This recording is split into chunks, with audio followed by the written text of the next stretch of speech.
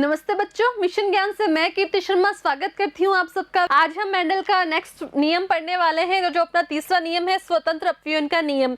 देखो बच्चों, स्वतंत्र का मतलब तो हम सब समझते ही हैं, ठीक है। स्वतंत्र अपव्ययन के नियम में क्या होता है कि इस नियम के अनुसार अभी तक तो हमने क्या पढ़ रहे थे, एक एक लक्षणों के बारे में पढ़ रहे थे कि हमने लंबापन ले लिया, बौनापन ले लिया। लेकिन जब दो या दो से अधिक लक्षणों को एक साथ पढ़ेंगे तब तो बच्चों स्वतंत्र अपव्ययन का नियम मेंडल ने जो बताया वो यही बताया कि जब दो या दो से अधिक लक्षणों का हम एक साथ अध्ययन करते हैं तो एक लक्षण की वंशानुगति का दूसरे लक्षण की वंशानुगति पे कोई प्रभाव नहीं पड़ता है। ये सब पृथक होकर अपना अपना लक्षण को प्रकट करते हैं। अब कैसे हम समझते हैं, देखो स्वतंत्र अपव्ययन का नियम क्या है। इस नियम के अनुसार दो या अधिक विपर्यासी लक्षणों वाले लक्षणों के मध्य संकरण करवाने पर प्रत्येक लक्षण के युग्म विकल्पी एक दूसरे से स्वतंत्र हो जाते हैं और एक लक्षण की वंशानुगति का दूसरे लक्षण की वंशानुगति पर कोई प्रभाव नहीं पड़ता है। और ये जो नियम है ये हमेशा द्विसंकर संकरण पर ही आधारित होता है, क्योंकि हमें कम से कम दो लक्षण चाहिए, तभी तो ये बता पाएंगे ना हम कि इन लक्षणों के मध्य एक लक्षण प्रभावित करता है या नहीं करता है दूसरे लक्षण को।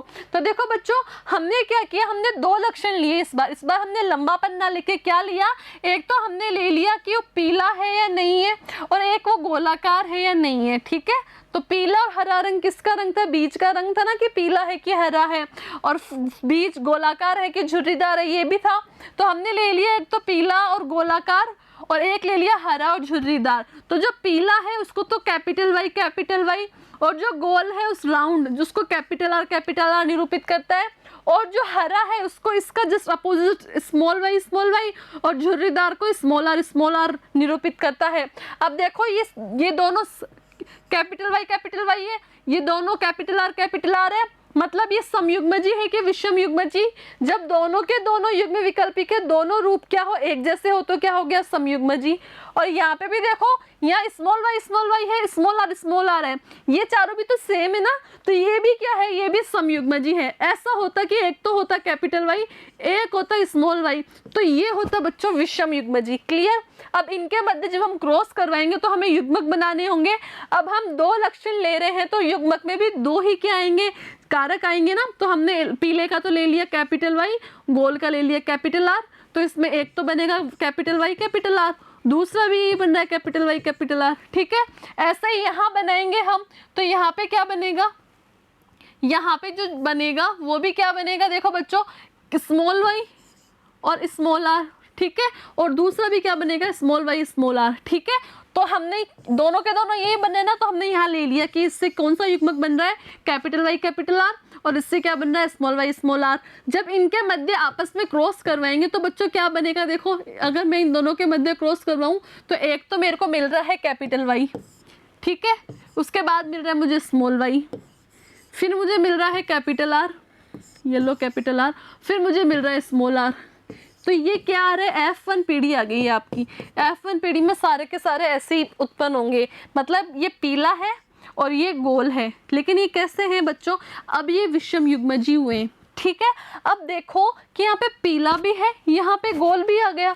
अब हम इसका दोबारा F1 पीढ़ी के मध्य क्रॉस करवाएं तो देखो यहाँ पे इससे कौन कौन से बन सकते हैं। अब ये जो y है, युग्मक बना रहे हैं हम, अब ये जो y है ये इस r के साथ भी जुड़ सकता है, इसके साथ भी जुड़ सकता है। तो ये कैपिटल Y इसके साथ जुड़ा तो कैपिटल Y कैपिटल R, और इसके साथ जुड़ा तो कैपिटल Y और स्मॉल r।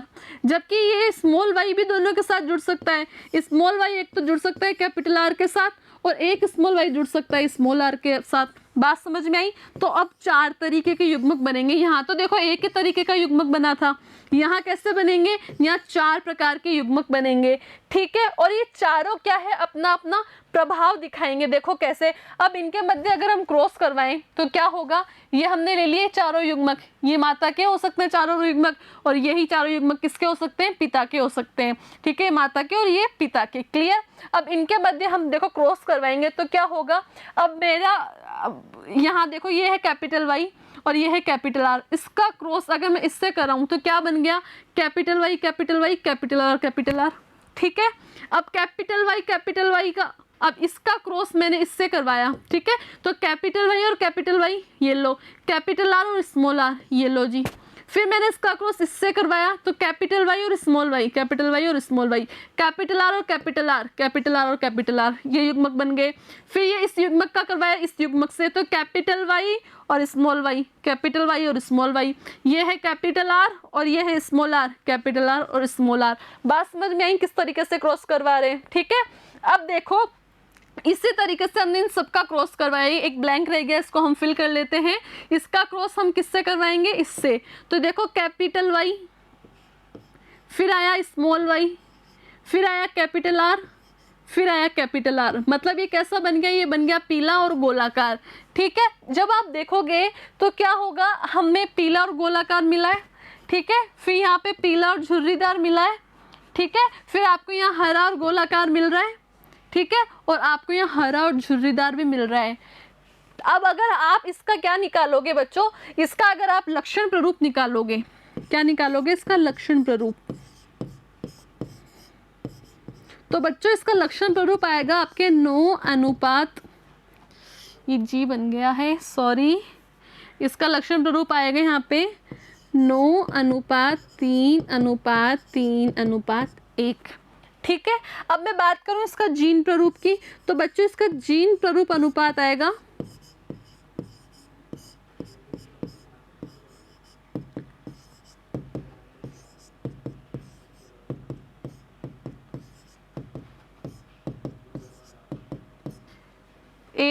1 अनुपात 2 अनुपात 2 अनुपात 4 अनुपात 1 अनुपात 2 अनुपात 1 अनुपात 2 अनुपात 1, ये इसका जीन प्ररूप अनुपात आया, ये आया लक्षण प्ररूप अनुपात। अब आप पूछोगे कि मैम ये आया कैसे, तो देखो बच्चों कैसे आया, हम बात करते हैं लक्षण प्ररूप की।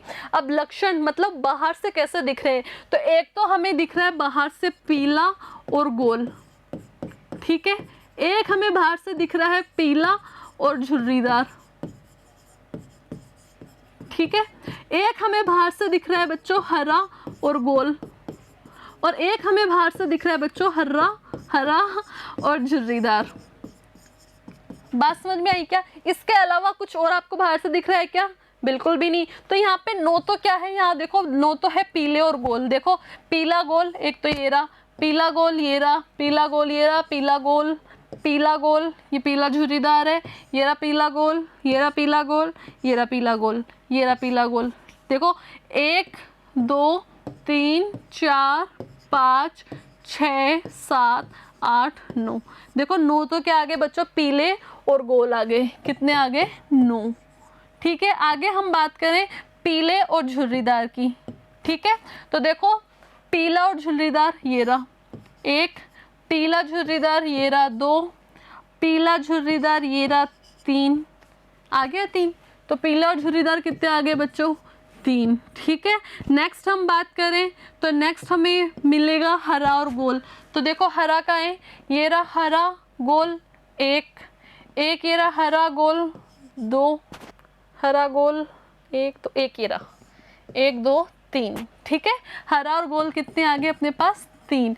अब बच्चों हम बात करें किसकी, हरा और झुर्रीदार की। तो देखो हरा और झुर्रीदार कहाँ है, ये रहा, ये है 1, ये कितना आ गया 1। तो बाहर से देखने पे कैसे आए, बाहर से देखने पे हमें मिला 9 3 3 और 1, तो इसलिए बाहर से जो दिखता है वो होता है लक्षण प्ररूप। तो लक्षण प्ररूप तो क्या हो गया बच्चों 9 अनुपात 3 अनुपात 1। अब हम बात करें जीन प्ररूप की, तो बच्चों जीन प्ररूप में क्या होगा, इसकी जीनी संरचना देखेंगे कैसे, शुद्ध पीला शुद्ध गोल, ठीक है। एक तो हो जाएगा शुद्ध पीला शुद्ध गोल, एक हो जाएगा शुद्ध पीला अशुद्ध गोल, एक हो जाएगा अशुद्ध पीला शुद्ध गोल, और एक अशुद्ध पीला अशुद्ध गोल। मतलब एक के 4 पार्ट बन रहे हैं, शुद्ध में और अशुद्ध में, ठीक है। जैसे यहाँ देखो, एक बार मैं इसको रफ कर रही हूँ, इसमें देखो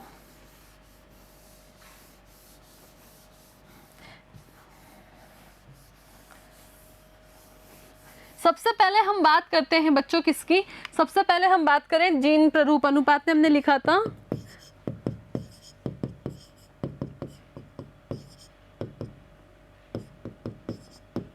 ये जीन प्ररूप अनुपात आया, ठीक है। तो इसमें हमें देखना सबसे पहले, ये देखो ये कैसा है, ये है शुद्ध पीला और शुद्ध गोल। क्या इसमें और शुद्ध पीला और शुद्ध गोल है, नहीं, तो ये आ गया 1, ठीक है। इसके बाद हम बच्चों बात करेंगे यहाँ पे क्या बना था, capital Y, small Y, capital R, ठीक है। इसके बाद बच्चों हम बात करते हैं किसके, कि शुद्ध पीला और शुद्ध ये देखो ये है शुद्ध पीला और ये है अशुद्ध गोल।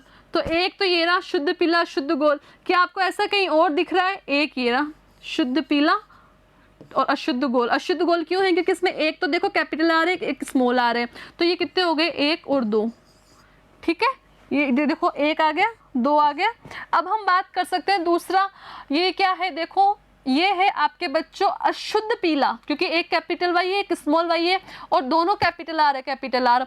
तो ये है अशुद्ध पीला और शुद्ध गोल। तो क्या ऐसा आपको कहीं और दिख रहा है जो अशुद्ध पीला और शुद्ध गोल हो? एक तो ये रहा, एक आपको ये दिख रहा अशुद्ध पीला है, ठीक है, और शुद्ध गोल नहीं, ये आगे, ये आपके 2 ये आगे। फिर हम बात करें, देखो अशुद्ध पीला अशुद्ध गोल, एक तो ये रहा अशुद्ध पीला अशुद्ध गोल, और अशुद्ध पीला अशुद्ध गोल एक ये रहा, अशुद्ध पीला अशुद्ध गोल एक ये रहा, और अशुद्ध पीला अशुद्ध गोल एक ये रहा, ठीक है। तो ये कितने आ गए? ये आ गए आपके 4। इस तरीके से आप निकालोगे ना तो लास्ट में आपको मिलेगा कि शुद्ध हरा और शुद्ध झुर्रीदार आपको 1 मिलेगा, ठीक है। इस तरीके से पूरा आप निकाल सकते हो। तो अनुपात क्या आएगा आपका? यही आएगा 1:2:2:4:1:2:1:2:1:1, या आप इसको ऐसे याद कर सकते हो 12 24 12 12 1, ठीक है। तो बच्चों ये क्या है? क्या ऐसा हुआ कि पीला इस गोल के साथ था तो जो आर है वो गोल की जगह पीला रंग दे? ऐसा हुआ क्या? ऐसा नहीं हुआ ना। तो बच्चों स्वतंत्र अपव्यय का नियम यही समझाना चाह रहा है, यही हम इतनी देर से सीखना चाह रहे हैं कि जब कैपिटल वाई और कैपिटल आर साथ में थे या स्मॉल वाई और स्मॉल आर साथ में थे तो इसका काम था कि ये पीला रंग बताए और आर का काम था कि ये गोल बताए। ये दोनों साथ साथ थे, फिर जब ये अलग हुए तो ऐसा नहीं है कि ये तो पीला बता रहा है और ये गोल बता रहा है, नहीं।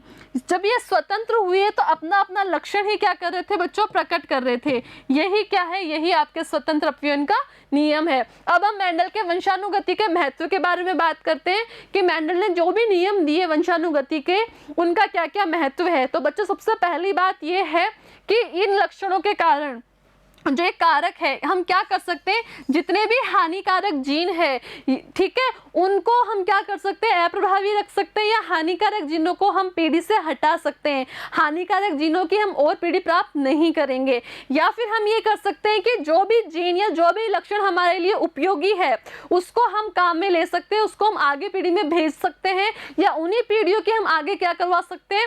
उत्पत्ति करवा सकते हैं, जिससे क्या होगा? हमें उन्नत किस्में मिलेगी, अच्छे रोग प्रतिरोधक क्षमता वाले पादप मिलेंगे, अच्छी किस्मों के फल मिलेंगे, ठीक है।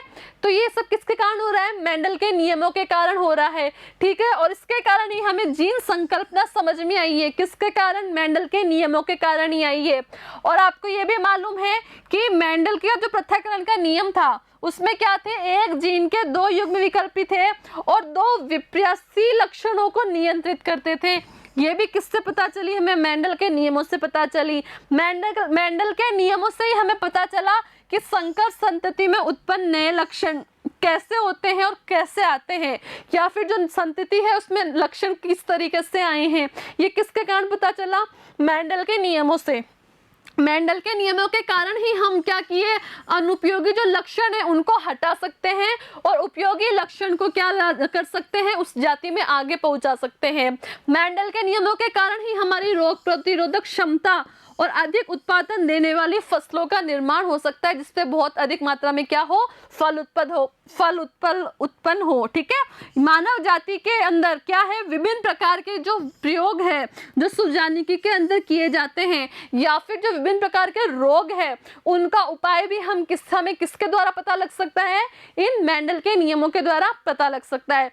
तो बच्चों अपना ये चैप्टर यहाँ फिनिश होता है। इसके बाद हम इसके क्वेश्चन आंसर करेंगे। आपको अगर कुछ समझ में नहीं आ रहा है तो आप ये वीडियो दोबारा देखो, इसको पॉज कर सकते हो और अच्छे से पढ़ने की कोशिश करो। Okay, thank you.